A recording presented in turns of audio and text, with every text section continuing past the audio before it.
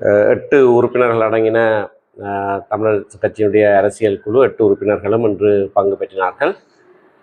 இதிலே விசேடமாக 58 உள்ளூராட்சி சபைகளிலே இப்பொழுது நடந்து முடிந்த தேர்தலில் போட்டியிட்ட எங்களுடைய கட்சி ஆக குறைந்தது 35 சபைகளிலாவது தனி பெருங்கட்சியாக உறுப்பினர்களை பெற்றிருக்கிறது.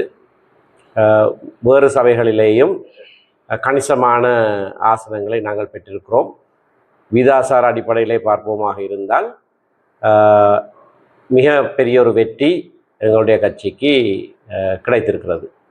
58 சபைகள் என்று நாங்கள் சொன்னாலும் அதிலே 8-9 சபைகளிலே தமிழ் மக்கள் பெரும்பான்மையாக வாழாத பிரதேசங்கள் 1-2 உறுப்பினர்களை பெற்றுக்கொள்வதற்காக நாங்கள் போட்டியிடுற சபைகளும் உண்டு.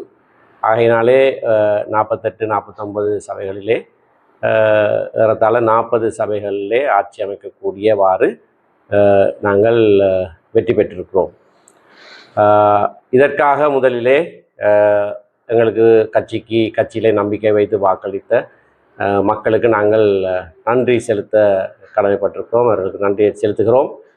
அவர்களுடைய நம்பிக்கை வீண் போகாது. சரியான விதத்திலே நாங்கள் பொறுப்பெடுக்கிற உள்ளூராட்சி சபைகளை திறமையாகவும் நேர்மையாகவும் நிர்வகிப்போம் என்கின்ற உத்தரவாதத்தையும் நாங்கள் எங்களுடைய மக்களுக்கு கொடுக்க விரும்புகிறோம். அறுதி பெரும்பான்மையோடு 6 சபைகளிலே நாங்கள் வெற்றி பெற்றிருப்போம். ஆகவே அந்த 6 சபைகளிலேயும் தவிசாளர் உபதவிசாளர் நியமிக்கிற பொறுப்பு கட்சிக்கு மட்டும்தான் இருக்கும். கட்சி சார்பிலே பொதுச் செயலாளர் அந்த பெயர்களை அனுப்பி வைப்பார். அது யார் யார் என்பதை அந்த உரிய நேரத்திலே நாங்கள் தீர்மானிப்போம். அதற்கு முன்னதாக இன்றைய கூட்டத்திலே நாங்கள் எடுத்துக்கொண்ட ஒரே ஒரு விடயம், அறுதி பெரும்பான்மை இல்லாமல் இருக்கிற மற்ற சபைகளிலே என்ன விதமாக நிர்வாக பொறுப்புகளை கையாள்வது என்பது பெற்றுள்ளதாகும். நாங்கள் நெடுநாளாக சொல்லுகிற ஒரு கோட்பாடு ஒன்று உண்டு.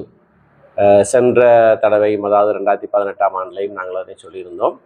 ஒரு சபையிலே குறித்த ஒரு கட்சிக்கு ஆகக்கூடிய ஆசனங்கள் இருக்குமாக இருந்தால் அந்த கட்சிக்கு அந்த சபையிலே நிர்வாகத்தை அமைக்கக்கூடிய ஒரு உரிமை பொதுவாக இருக்கும். அதில் விதிவிலக்குகள் இருக்கக்கூடும். ஆனால் பொதுவாக அப்படியான ஒரு உரித்து இருக்கிறதை நாங்கள் ஏற்றுக்கொண்டிருக்கிறோம். அந்த வகையிலே நான் சொன்ன இந்த 35 சபைகள் சம்பந்தமாக நாங்கள் எங்களுடைய வேட்பாளர்களை, தவிசாளருக்கும் உபதவிசாளருக்குமான இலங்கை தமிழரசு கட்சியினுடைய வேட்பாளர்களை நாங்கள் முன்னிறுத்துவோம். மற்ற சபைகளிலேயும் தேவைக்கேற்றவாறு நாங்கள் சில வழிகளிலே முன்னிறுத்துவோம். ஆனால் இந்த 35 சபைகளிலேயும் நாங்கள் எங்களுடைய வேட்பாளர்களை முன்னிறுத்துகிற போது மற்ற கட்சிகள் இந்த பொதுவான கோட்பாட்டுக்கு இணங்கி நாங்கள் முன்னிறுத்துகிற வேட்பாளர்களை ஆதரிக்க வேண்டும் என்று அவர்களிடத்திலே மிகவும் தன்மையாக நாங்கள் கேட்டுக்கொள்கிறோம். சில சபைகளிலே சமனான ஆசன பங்கீடுகள் போன்ற நிலைமைகள் வந்திருக்கின்றன. அவற்றையும் வேறு சில காரணங்களுக்காக வேறு சில சபைகளிலேயும் ஏதாவது விதிவிலக்கு இருக்குமா என்பதை நாங்கள் பின்னர் ஆராய்வோம். ஆனால் பொதுவாக நாங்கள் அப்படியான ஒரு நிலைப்பாட்டுக்கு வந்திருக்கிறோம். இதிலே விசேடமாக நாங்கள் கேட்டுக்கொள்வது தமிழ் கட்சிகளை, தமிழ் பேசுகிற கட்சிகள் இந்த உடன்பாட்டுக்கு வருவது நல்லது என்பது எங்களுடைய வினயமான வேண்டுகோள். அப்படியான ஒரு சூழ்நிலை வருமாக இருந்தால் நாங்கள் தமிழ் பிரதேசங்களிலே, தமிழ் மொழி பேசுகிற பிரதேசங்களிலே தமிழ் மொழியிலான ஆட்சிகளை நாங்கள் அமைக்கக்கூடியதாக இருக்கும். நீங்கள் இது பொருந்தும். முஸ்லிம் கட்சிகளோடு இணைந்து பயணிப்பதற்கு தயாராக இருக்கிறீர்கள்? அதான் நான் சொன்னேன், தமிழ் பேசுகிற கட்சிகள் நாங்கள் மொழிவாரியான மாநிலத்தை வடக்கு கிழக்கு இணைந்த ஒரு மொழிவாரியான மாநிலத்தை கோருகிற கட்சி. ஆகையினாலே முஸ்லீம்களை பிரதித்துவப்படுத்துகிற தமிழ் பேசுகிற கட்சிகளோடும் நாங்கள் இணங்கி நிச்சயமாக இணங்கி செயற்படுவோம். கடந்த தேர்தல் காலத்திலே நீங்கள் ஜனநாயக தமிழ் தேசிய கூட்டமைப்பையும் கடுமையாக விமர்சித்திருந்த ஒரு நிலைமை ஒன்று காணப்படுகிறது. ஆனால் இதில் இவ்வாறு ஒரு கூட்டாக போகின்றது ஒரு பதவிக்காக அல்லது ஒரு ஆட்சி அமைப்பதற்காக இல்லாமல் நீங்கள் ஒரு தனித்து செயல்படுவதற்கு அல்லது எதிர்த்தரப்பாக செயல்படுவதற்கான ஒரு விருப்பம் கொள்ளுவீர்கள். ஜனநாயக தமிழ் தேசிய கூட்டமைப்பை நாங்கள் இந்த தேர்தலில் விமர்சித்ததாக எனக்கு ஞாபகம் இல்லை. நாங்கள் விமர்சிக்க இல்லை, அவர்களும் எங்களை விமர்சித்ததாக எனக்கு ஞாபகம் இல்லை. வவுனியாவில் அது நடந்திருக்கு. சில இடங்களில் சில ஆக்கள் ஆனால் பொதுவாக ஜனநாயக தமிழ் தேசிய கூட்டமைப்பை நாங்கள் விமர்சிக்கவில்லை. நாங்கள் எந்த தமிழ் கட்சியையும் விமர்சிக்க இல்லை. சில தமிழ் கட்சிகள் எங்கள் மீது பாரதூரமான குற்றச்சாட்டுகளை எல்லாம் சுமத்தின போது அதுக்கு பதில்களைத்தான் சொன்னோமே தவிர அவர்கள் நாங்கள் விமர்சிப்பதை தவிர்த்து தான் இருந்தோம். அதற்கு காரணம் வடக்கு கிழக்கிலே நான் ஏற்கனவே சொன்னதை போல ஒரு மொழிவாரியான ஒரு அதிகார பயிர்வை கேட்கிற நாங்கள் அந்த அதிகாரங்கள் தமிழ் பேசுகிற கட்சிகளோடு இருக்க வேண்டும் என்ற நிலைப்பாட்டில் இருந்த காரணத்தினாலே எவ்வளவுக்கு அதை தவிர்க்க முடியுமோ அதை தவிர்த்திருக்கிறோம். சில சந்தர்ப்பங்களிலே பொய் பிரச்சாரங்களை முறியடிப்பதற்காக சில பதில்கள் சொல்ல வேண்டிய நிர்பந்தமும் ஏற்பட்டிருக்கிறது. இந்த கூட்டம் எதிர்வரும் மாநில தேர்தலில் ஏனைய தேர்தல்களில் தமிழ் கட்சிகளுக்கு கூட்டம் தொடர்வது நல்லது. அது காலப்போக்கில் தீர்மானிப்போம். ஆனால் தொடர்வது நல்லது என்பது எங்களுடைய சிந்தனை. இப்படியாக ஒரு படி எடுத்து வைத்தால் அது அப்படியான ஒரு போக்குக்கும் வழிவகுக்கலாம். தொடர்ச்சியாக அந்த அணுறு அலைக்கு பின்னராக இடம்பெற்ற இந்த தேர்தலிலும் காங்கிரஸ் கட்சி ஒரு வீழ்ச்சி நிலை செஞ்சிருக்கிறார் மாநகர சபை. எனவே அதில் மேல்வட்டமான சேர்ப்பதற்கான வாய்ப்புகள் இருக்கு. வவுனியாவில் பின்னடைவு என்பது ஒரு மாயை. ஏனென்றால் பாராளுமன்ற தேர்தலிலே எங்களுடைய கட்சிக்கு கிடைத்த வாக்குகளை விட இந்த தேர்தலிலே வவுனியா மாவட்டத்திலே எங்களுடைய கட்சிக்கு கூடுதலான வாக்குகள் கிடைத்திருக்கிறது. 140% அதிகரிப்பு எங்களுடைய மாவட்ட கிளை தலைவர் சொல்கிறார். ஆகவே இது பின்னடைவு இல்லை. இல்லை, திடீரென்று ஒரு நிலையில இருந்து வானத்தை தொடரணும்னு யோசிக்கக்கூடாது. நாங்கள் சீலிங்கை தொட்டுட்டோம், இனி மேலே போவோம்.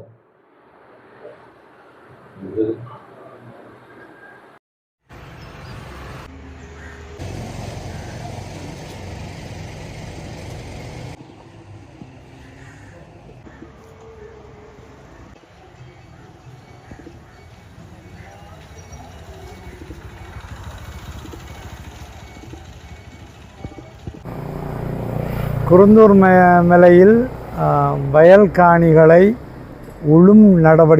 உழவு செய்யும் நடவடிக்கையில் இறங்கிய மூவர் இன்று கைது செய்யப்பட்டிருக்கின்றார்கள். தொல்லியல் திணைக்களத்தினுடைய எல்லைக்கல் போடப்பட்ட தங்களுடைய எல்லைக்கு உட்பட்ட காணிகளில்தான் இவர்கள் அந்த நடவடிக்கையை செய்ததாக அவர்கள் முறைப்பாடு போட்டிருப்பதாக எனக்கு சொன்னார்கள். இன்று நான் இதை கேள்விப்பட்டவுடன் போலீஸ் நிலையத்துக்கு வருகை தந்து போலீஸ் பொறுப்பதிகாரியோடு கலந்துரையாடியதில் வவுனியாவிலிருந்து தங்களுக்கு அந்த முறைப்பாடு வந்ததாகவும் இங்கும் முறைப்பாடு போடப்பட்டதாகவும் தங்களுடைய இல்லக்கல் போடப்பட்ட இடங்களுக்குள் உழவு செய்யும் நடவடிக்கையை செய்து கொண்டிருப்பதாகவும் தங்களுக்கு முறைப்பாடு கிடைத்த அடுத்து தான் தாங்கள் இந்த நடவடிக்கையை மேற்கொண்டதாகவும் நாளை அவர்கள் விடப்படுவார்கள் என்பதையும் தெரிவித்திருந்தனர். இருந்தாலும் இந்த காணிகள் பற்றி நான் அவர்களுக்கு விளங்கப்படுத்தினேன். இந்த காணிகள் மக்களுடைய காணிகள், ஏற்கனவே மக்கள் பயிர் செய்த காணிகளாக இருக்கும் காணிகளில் இந்த மக்களை திரும்பவும் பயிர் செய்ய விடாமல் தடுத்து கொண்டிருக்கும் நிலைமையால் தான் இவ்வளவு சீர்கேடுகள் இடம்பெறுகின்றன என்ற கருத்தை அவர்களுக்கு எடுத்து கூறியிருந்தேன். அவர்கள் தங்களுடைய கடமையைத்தான் செய்கின்றார்கள். இருந்தாலும் தொல்லியல் திணைக்களமானது தங்களுடைய எண்ணத்துக்கு எல்லைக்கல்களை போட்டு இந்த காணிகளை பிடித்து வைத்திருந்தால் மக்கள் எங்கே விவசாயம் செய்வது? மக்கள் விவசாயம் செய்வதற்கு உரிய காணிகளையும் அப்படி தோட்டப்பயிர் செய்வதற்குரிய காணிகளையும் இப்படியாக மக்கள் பயன்படுத்தும் காணிகள் எல்லாவற்றையும் இவர்கள் ஒவ்வொரு திணைக்களங்களாக எல்லைக்கல்களை போட்டு அதில் எங்களுடைய மக்கள் போய் பயிர் செய்கை மேற்கொள்ளப்படும் போது இவர்கள் முறைப்பாட்டை செய்து கைது செய்வதென்றால் இன்றைக்கு 3 பேர் சிறைச்சாலைக்கு இருக்கணும். இதுதான் நிலைமை நாட்டில், இதுதான் நடக்குது. எங்களுடைய காணிகளுக்குள்ள எங்களுடைய மக்கள் தாங்களாக போய் சுதந்திரமாக தொழில் செய்வதற்குரிய காலம் இப்போது இல்லை. இந்த அடாவடித்தனங்கள் நிறுத்தப்பட வேண்டும் என்பதோடு இது விடயமாக நான் உரிய இடங்களுக்கு தொடர்பு கொள்வேன், உரிய இடங்களோட கதைப்பேன். இருந்தாலும் நாளைக்கு பிணைக்கு அவர்களை கொண்டு போய் நீதிமன்றத்தினூடாக தாங்கள் அந்த நடவடிக்கையை செய்வோம் என்று சொல்லியிருக்கின்றார்கள். நான் அந்த 3 பேரையும் பார்வையிட்டு கதைத்து போட்டு தான் இங்கே வந்து இந்த ஊடகங்களுக்கான அறிவித்தலை விடுகின்றேன். இப்போ ஃபுல்லாக தண்ணி முறிப்பு, ஆண்டான்குளம், ஏசி ஃபார்ம் என்று சொல்லக்கூடிய 3 இடங்களும் இன்னும் மீள்குடியேற்றம் செய்யப்படவில்லை. மீள்குடியேற்றம் செய்யப்படாமல் திரும்பவும் கொண்டு தாங்கள் நினைத்த ஆக்களை கொண்டு குடியேற்றம் செய்வதற்கான ஏற்பாடுகள் நடைபெறுகின்றனவோ என்று மக்கள் மத்தியில் அச்சம் இருக்கின்றது. ஆனால் இந்த நிலைமைகளையும் தாண்டி அந்த வயல்காணிகளை உழுது பயிரிட்டு வாழ்வாதார நடவடிக்கையை செய்யும் அளவுக்கு இந்த மக்கள் வெளிக்கிட்டால் மக்களை கைது செய்கின்றார்கள். இதுதான் இந்த நாட்டில் இப்போ இருக்கிற நிலைமை. காணி எங்களுடையது, எங்களுடைய பூர்வீக காணிகள். எங்களுடைய காணிகளுக்குள் எங்களுடையவர்கள் போய் வயல் செய்வதற்கு வழி இல்லை, அல்லது தோட்ட செய்கை செய்வதற்கு வழி இல்லை, சிறுதானிய பயிர் செய்கை செய்வதற்கு வழி இல்லை.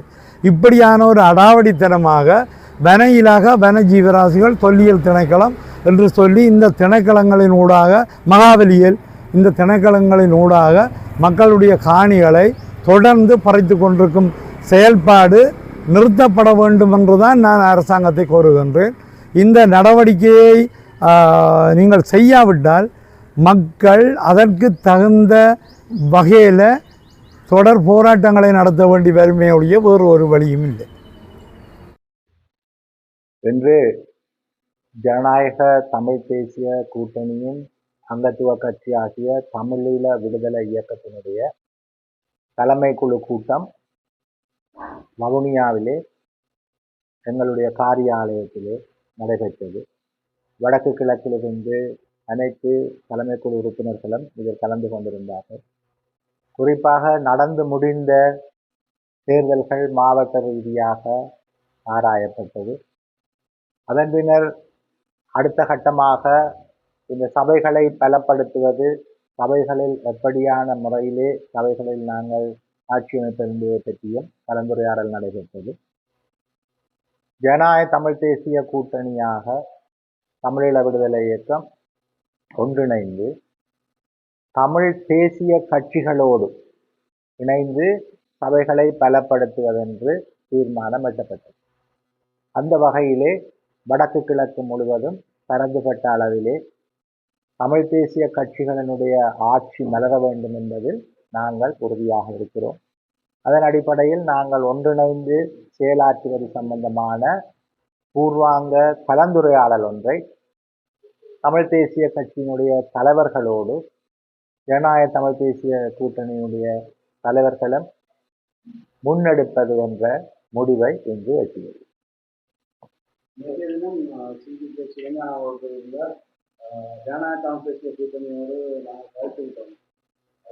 அதாவது இந்த சபைகளை பலப்படுத்துவதை பற்றிய விடயங்களை பேச வேண்டும், என்ன விடயங்களை பற்றி பேச வேண்டும் என்பதை, அல்லது நாங்கள் ஒரு சந்தித்தாவது பேச வேண்டும் என்ற ஒரு கோரிக்கை ஒன்றை தமிழரசு கட்சியின் முக்கியஸ்தர்கள் எங்களுடைய ஜனநாயக தமிழ் தேசிய கூட்டணியினுடைய தலைவர்களுக்கு அழைப்பு விடுத்திருக்கிறார்கள். அதே போன்று தமிழ் தேசிய பேரவையினுடைய அகில இலங்கை தமிழ் காங்கிரசினுடைய தலைவர்களும் எங்களுடைய ஜனநாயக தமிழ் தேசிய கூட்டணியுடைய தலைவர்களோடு பேசுவதற்கான அழைப்பினை விடுத்திருக்கிறார்கள். அதைத்தான் அவர் தெரிவித்திருக்கிறார் என்று நான்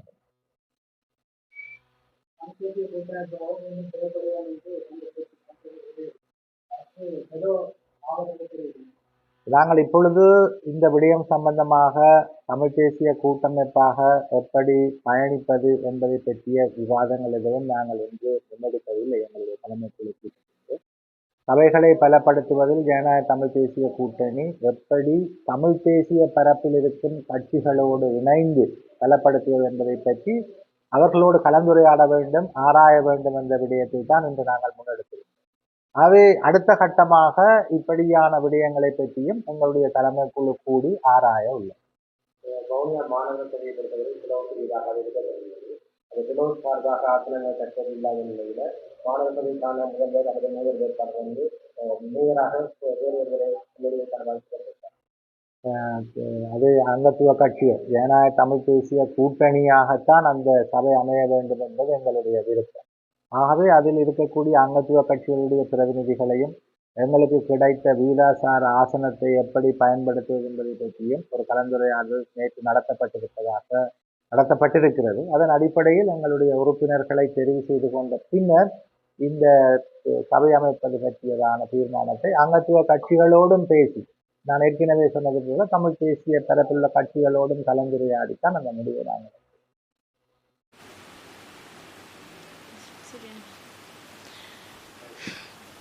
வணக்கம். வடக்கு கிழக்கு வலிந்து காணாமலாக்கப்பட்ட சங்கத்தின் மட்டக்களப்பு மாவட்ட தலைவியும் வடக்கு கிழக்கு உபதலைவியும் இன்றைய நாள் ஊடக சந்திப்பானது அமலராஜ் அமலநாயகி.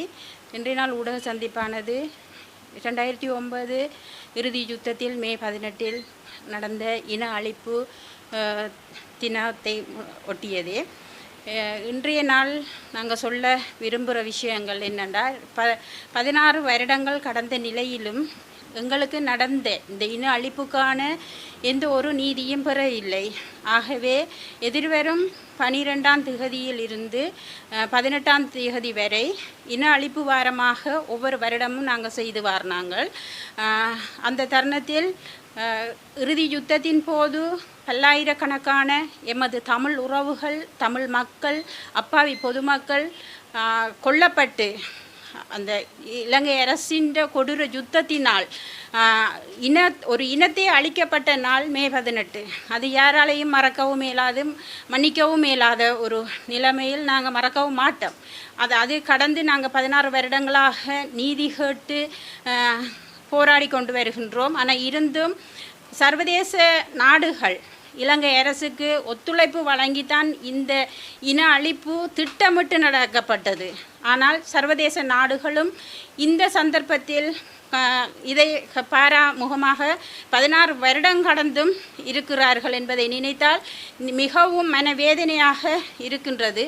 ஆகவே ஒவ்வொரு வடக்கு கிழக்கு மாவட்டங்களைச் சேர்ந்து பொதுமக்கள், பல்கலைக்கழக மாணவர்கள், தமிழ் தேசியத்தோடு பயணிப்பவர்கள் இந்த எதிர்வரும் மே 12ஆம் திகதியிலிருந்து 18ஆம் திகதி வரை இந்த இன அழிப்பு வாரமாக இந்த ஊடக வாயிலாக உங்களுக்கு கூறிக்கொள்ள விரும்புகின்றோம். இந்த ஊடக சந்திப்பில் உண்மையிலேயே எங்களுடைய மக்கள் எவ்வளவு இன்னலுற்று இத்தனை வருஷத்துக்கு நாங்கள் எவ்வளவோ கஷ்டங்களை பட்டு அந்த இறுதி யுத்தத்தில் உண்மையில் பொருளாதார தடையை ஏற்படுத்தியிருந்தது இலங்கை அரசாங்கம். அதால் அப்பாவி பொதுமக்கள் சாப்பிட்றதுக்கே உணவு இல்லாமல், குடிக்கிறதுக்கு தண்ணி இல்லாமல், உப்பில்லா கஞ்சியை பருகி உயிர் வாழ்ந்தவங்களும் அது கிடைக்காம பட்டினி சாவை ஏற்படுத்தினதும் தான் இந்த மே 18 பேரழிவு நாள். அப்போ அந்த வகையில் அந்த மே 18 உப்பில்லா கஞ்சிக்கே கஷ்டப்பட்டு உயிரிழந்த அந்த மக்களை ஞாபகப்படுத்தும் முகமாக 12ஆம் திகதி முதல் 18ஆம் திகதி வரை அந்த இன அழிப்பு வாரத்தில் அந்த உப்பில்லா கஞ்சியை எல்லோரும் எல்லா மாவட்டங்களிலும் கொடுத்து இளைய சந்ததிக்கு எங்களுக்கு நடந்த இந்த இன்னல்களுக்கும் இந்த இன அழிப்புக்கும்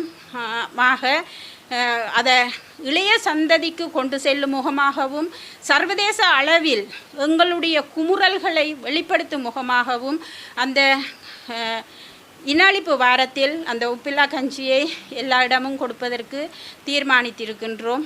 ஆகவே எல்லோரும் அந்த காலப்பகுதியில், இந்த இன அழிப்பு வார காலப்பகுதியில் களியாட்டங்களை நிறுத்தி நீங்கள் கொஞ்சம் எங்களுடைய மக்களின் அந்த இறுதி யுத்தத்தில் அவங்க சிதைக்கப்பட்டு அந்த மண்ணில் புதைக்கப்பட்டும் அவர்கள் சதைகளை எல்லாம் சிதறப்பட்டும் அந்த இடத்துல விதைக்கப்பட்ட ஒரு இடம் முள்ளிவாய்க்கால் மண். அந்த மண்ணுக்கு இறுதி 18ஆம் தேதி அனைத்து மக்களும் ஒன்று திரண்டு அந்த இடத்திற்கு வந்து பெருமளவில் ஒரு பெரிய எழுச்சியை கொடுத்து சர்வதேச உலகுக்கும் எல்லோருக்கும் எடுத்துக்காட்டு முகமாக எங்களுடைய அந்த எழுச்சி நாளாக அந்த நினைவேந்தலை எல்லா மக்களும் ஒன்று கூடி செய்ய முன்வர வேணும் என்பதை இந்த வடக்கு கிழக்கு வலிந்து காணாமல் ஆக்கப்பட்ட சங்கத்தின் சார்பாக உங்களுக்கு வேண்டுகோள் விடுக்கின்றோம்.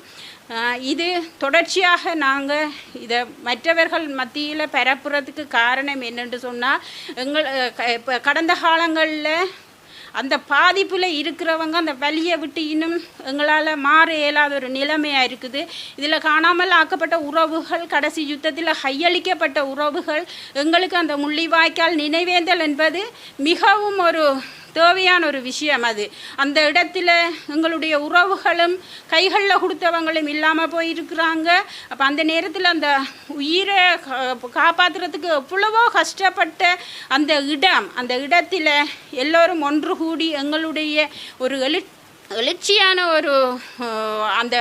எழுச்சியான ஒரு நினைவேந்தலை எல்லாரும் செய்ய வேணும். அதே போல் 12ஆம் தேதி இருந்து 18ஆம் தேதி வரையிலான அந்த கஞ்சி கொடுப்பதற்கு அனைத்து பல்கலைக்கழக மாணவர்களும் பொது அமைப்புகளும் தமிழ் தேசியத்தோடு பயணிப்பவர்களும் அந்த கஞ்சி கொடுக்குற இடத்துக்கு வந்து எங்களுக்கு ஆதரவை தர வேணும். அந்த இடத்துல அந்த நினைவு கூறி இளம் சமூகங்களுக்கும் இந்த வரலாறு தெரியாத ஒரு சில பிம்பத்தோடு இருக்கிற அந்த இளம் சமுதாயத்துக்கும் மக்களுக்கும் இதை எடுத்துக்காட்டாக எடுத்து உரைக்க வேண்டும் என்பதற்காகவே அனைவரும் இதில் ஒன்று கூடி உங்களுடைய ஆதரவை நல்கி நிற்கின்றோம்.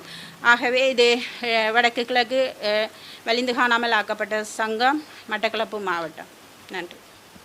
வணக்கம். வடக்கு கிழக்கு 8 மாவட்ட வலிந்து காணாமல் ஆக்கப்பட்ட உறவுகளின் சங்க செயலாளரும் அம்பாறை மாவட்ட வலிந்து காணாமலாக்கப்பட்ட உறவுகளின் சங்க தலைவியுமாகிய தம்பிராஜா செல்வராணி. எதிர்வரும் 12ஆம் தேதியிலிருந்து 18ஆம் தேதி வரையும் முள்ளிவாய்க்கால் இனவழிப்பு வாரமாகும். இவ்வாரத்தில் முள்ளிவாய்க்கால் இனவழிப்பு வாரம் 12ஆம் தேதி தொடங்கி 18ஆம் தேதி வடக்கு கிழக்கு வலிந்து காணாமலாக்கப்பட்ட உறவுகளும் அனைத்து பொதுமக்களும் இந்நிகழ்வினை உணர்வுபூர்வமாக செய்வதற்கான திட்டமிட்டிருக்கின்றோம். இந்நிகழ்வானது முள்ளிவாய்க்காலில் கடந்த 2009ஆம் ஆண்டு முள்ளிவாய்க்காலில் நடந்த ஒரு இனம் அழிந்த ஒரு கதையாகவும், ஒரு இனம் அழிந்த ஒரு தெத்தாறு ஓடிய ஒரு நாளாகவும் இந்த 12ஆம் தேதியிலிருந்து 18ஆம் தேதி எங்களது உறவுகள் அந்த முள்ளிவாய்க்காலில் நாங்கள் எங்களது உறவுகளை கையளித்தும், எங்களது உறவுகளை நாங்கள் குடும்பமாக அங்கு கையளித்தும் காணாமலாக்கப்பட்டும் செய்த வலிந்து காணாமலாக்கப்பட்ட உறவுகளாக எங்களுக்கு இந்த முள்ளிவாய்க்கால் நிகழ்வானது ஒரு முக்கியமான ஒரு நிகழ்வாக இன்று மிளிர்ந்து கொண்டிருக்கின்றது. முள்ளிவாய்க்கால் நிகழ்வானது 12ஆம் தேதியிலிருந்து 18ஆம் தேதி வரையும் ஒரு இனவழிப்பு வாரமாக வடக்கு கிழக்கில் என்று நிகழ்த்தப்பட இருக்கின்றது. 16 வருட காலமாக வலிகளை சுமந்து எங்களது உறவுகளுக்கான நீதி கிடைக்காமல் இன்று வரை நாங்கள் எத்தனையோ வீதிகளிலும் கண்ணீர்களுடனும் புழுதிகளுடனும் இன்று நாங்கள் போராடி கொண்டிருக்கின்றோம். எங்களுக்கான நீதி கிடைக்கும் வரையும், எங்களுக்கான உறவுகளுக்கான நீதி எங்களிடம் வந்து சேரும் வரையும் நாங்கள் இந்த போராட்டத்தை சர்வதேசத்துக்கு எடுத்து சென்று சர்வதேசத்திடமிருந்து நீதியை பெறுவதற்காக நாங்கள் நின்று கொண்டிருக்கின்றோம். அது மட்டுமல்ல, இன்று முள்ளிவாய்க்காலில் உண்மையில் அந்த முள்ளிவாய்க்காலிலே இலங்கை அரசு பொருளாதார தடையை விதித்து அந்த முள்ளிவாய்க்காலில் போர் நடந்து கொண்டிருக்கும் நேரத்தில் பொருளாதார தடையை விதித்து அங்கு ஒரு உணவு பொதி கூட எடுத்துக்கொள்ள முடியாத காலகட்டத்தில் அங்கு தெத்தார் ஓடிக்கொண்டிருந்தது முள்ளிவாய்க்காலில். அந்த நேரம் பட்டினி சாவில் வாடிக்கொண்டிருந்த எங்களது தமிழ் மக்கள் இன்று அவர்களுக்காக நாங்கள் இந்த உப்பில்லாத அந்த அரிசியை போட்டு கொஞ்சம் நீரை ஊற்றி உப்பில்லாத கஞ்சை கொடுத்து அங்கே இருக்கும் கர்ப்பிணி தாய்மார்கள், இளம் பிள்ளைகள், சிறுவர்களை காப்பாற்றுவதற்காக தொடங்கிய அந்த கஞ்சிதான் அந்த முள்ளிவாய்க்கால் கஞ்சி. அன்று முள்ளிவாய்க்காலில் அந்த கஞ்சிக்கு லைனில் நின்று கொண்டிருக்கும் நேரத்தில் எத்தனையோ செல்லடிகள், எத்தனையோ கிபிரடிக்கு மத்தியிலும் எங்களது உறவுகள் கஞ்சி கோப்பையுடனும் கஞ்சி சிரட்டைகளுடனும், கஞ்சி சிரட்டை கோப்பை அல்ல சிரட்டை, அந்த கஞ்சி சிரட்டைகளுடனும் எங்களது உறவுகள் அன்று எத்தனையோ பேர் சரிந்து கொண்டு அவரிடத்தில் இறந்திருக்கின்றார்கள். அந்த கஞ்சி இறந்து கிடக்கும் அந்த இறந்த தருணத்திலும் அந்த கஞ்சி சிரட்டையை கைவிடாமல் இறுக்கமாக பற்றி பிடிந்த காட்சி எங்களை மனதை இன்னும் விட்டு அகலவில்லை. அந்த கஞ்சி சிரட்டையுடன் இறந்து கிடந்த உறவு, அதே நேரம் அந்த கஞ்சியை இன்னும் ஒரு சிறு குழந்தை அந்த ரத்தம் படிந்த கஞ்சி சிரட்டையை இன்னும் ஒரு சிறார் எடுத்து குடித்த காட்சிகளை எங்களால் மறந்துவிட முடியாது. இன்று இந்த இப்போது வந்திருக்கும் இந்த அனுர அரசு இந்த தான் ஜனாதிபதியாய் வருவதற்கு முன்பு தாங்கள் இங்கு எனக்கும் இந்த வழி தெரியும், எனது தாயும் தனது பிள்ளையை விட்டு தொலைத்துவிட்டு கண்ணீர் வடித்த காலம் எனது தாய்க்கும் அந்த வழி தெரியும் என்று கூறிக்கொண்டு இன்று ஆட்சிக்கு வந்தார். ஆனால் இதுவரை காலமும் இந்த வலிந்து காணாமலாக்கப்பட்ட உறவுகளுக்கு என்ன செய்யலாம் என்ற தீர்மானம் இதுவரை அவர் எடுக்கவும் இல்லை, அதை பற்றி அவர் பேசவும் இல்லை. ஆனால் பயங்கரவாத தடை சட்டத்தை நான் முறியடிப்பேன் என்று அன்று கூறியவர் இன்றும் வந்து அதற்கான எந்தவித வேலையும் செய்யவில்லை. இன்று தாங்கள் நல்லாட்சி அரசாங்கம் என்று கூறிக்கொண்டு இங்கிருக்கும் எங்களது இளைஞர்களையும் இங்கிருக்கும் எங்களது தமிழர்களையும் நல்லாட்சி என்ற முறை போர்வையிலே இன்று போர்வையை போர்த்து கொண்டு இன்று அவர் வேலை செய்து கொண்டிருக்கின்றார். ஆனால் இன்று இந்த இளையோர்களுக்கு தெரியவில்லை, இன்று இந்த அனுர அரசு எப்படியான வேலைகளை செய்து எங்களுக்கான தீர்வை தரப்போது இந்த இளையோர்களுக்கு தெரியாது, எங்களுக்கு தான் தெரியும். ஏனென்று சொன்னால் நாங்கள் எத்தனையோ ஜனாதிபதிகளை கடந்து வந்திருக்கின்றோம், எத்தனையோ அரசியல் நிலவரங்களை நாங்கள் இன்று கடந்து வந்திருக்கின்றோம். ஆனால் எங்களுக்கு எந்த விதமான பதிலும் கிடைக்கவில்லை, எந்த விதமான ஒரு தீர்வும் கிடைக்கவில்லை. அதன் பிற்பாடு தான் நாங்கள் இன்று சர்வதேசத்தை நாடி நிற்கின்றோம். அது மட்டுமல்ல, இன்று திரும்ப இந்த ஒன்றுமில்லாத OMBயை கொண்டு வந்து எங்களுக்குள் சொருகிக் கொண்டிருக்கின்றார்கள். இந்த உள்ளக பொறிமுறை எங்களுக்கு வேண்டாம் என்று கூறிக்கொண்டுதான் நாங்கள் இன்று சர்வதேச பொறிமுறையை நாடி நிற்கின்றோம். ஆகவே இங்கே நடந்த உணர்வுபூர்வமாக இந்த நடக்க இருக்கும் 12ஆம் தேதி 18ஆம் தேதியில் இருந்த இந்த இனவழிப்பு வாரமான இந்த நாளில், இந்த இனவழிப்பு வாரத்தில் இந்த எங்களான முள்ளிவாய்க்காலில் எங்களுக்கு நடந்த அந்த அவலம், எங்களுக்கு ஒரு இனம், எங்களது தமிழ் இனமே இன்று அந்த அவலத்தை சந்தித்திருக்கின்றது. ஒரு தமிழ் இனமே இன்று அதில் இன்று அழிந்திருக்கின்றது. எங்களது இனம் அழிந்த அந்த நிகழ்வில் அனைவரையும் இன்று பல்கலைக்கழக மாணவர்கள், மதகுருமார்கள், ஆட்டோ சங்கத்தினர், ஊடகவியலாளர்கள், இளைஞர் ஒன்றியங்கள், காணாமலாக்கப்பட்ட உறவுகள், பொதுமக்கள், அரசியல் சார்ந்த அரசியல்வாதிகள் அனைவரையும் நாங்கள் இன்று அந்த உணர்வு பூர்வமான நிகழ்வில் கலந்து கொண்டு எங்களது தமிழனுக்கான இந்த இனவழிப்பு, இந்த தமிழனுக்கான இந்த இனவழிப்பு இந்த நாளை உணர்வு பூர்வமாக அஞ்சலி செலுத்த முன்வர வேண்டும் என்று அவர்கள் உணர்வுபூர்வமாக அஞ்சலி செலுத்த முன்வந்தால் தான் எங்களது தமிழனுக்கான ஒரு தீர்வு அந்த முள்ளிவாய்க்கால் தங்கி நிற்கின்றது. ஆகவே அனைவரும் ஒன்று திரண்டு இந்த முள்ளிவாய்க்கால் நிகழ்வில் அஞ்சலி செலுத்தி எங்களுக்கான தீர்வை பெற்றுத்தர முன்வர வேண்டும் என்று கூறி நிற்கின்றேன். நன்றி, வணக்கம். வணக்கம். நான் தாமோதரம் பிரதீபன், அம்பாறை மாவட்ட வலிந்து காணாமலாக்கப்பட்ட உறவுகளின் சங்கத்தின் ஆலோசகர், ஒரு சிவில் சமூக செயற்பாட்டாளர். இன்றைய தினம் இந்த ஊடக சந்திப்பு நாங்கள் செய்வதன் நோக்கம், எதிர்வருகின்ற 12ஆம் தேதி முதல் 18ஆம் தேதி வரை முள்ளிவாய்க்காலில் எங்களுடைய தமிழினம் கொத்து கொத்தாக கொல்லப்பட்டதற்கான நினைவு வாரமாக முள்ளிவாய்க்கால் இனவழிப்பு வாரம் என்ற பெயரிலே நாங்கள் தொடர்ச்சியாக ஒவ்வொரு ஆண்டும் அதை நினைவு கூர்ந்து வருகின்றோம். அந்த அடிப்படையிலே இந்த ஆண்டும் இந்த புனிதமான மாதத்திலே நாங்கள் 12ஆம் தேதியிலிருந்து 18ஆம் தேதி வரையும் அந்த முள்ளிவாய்க்கால் இனப்படுகொலை வாரத்தை அனுஷ்டிக்கிறோம், நினைவேந்துகின்றோம்.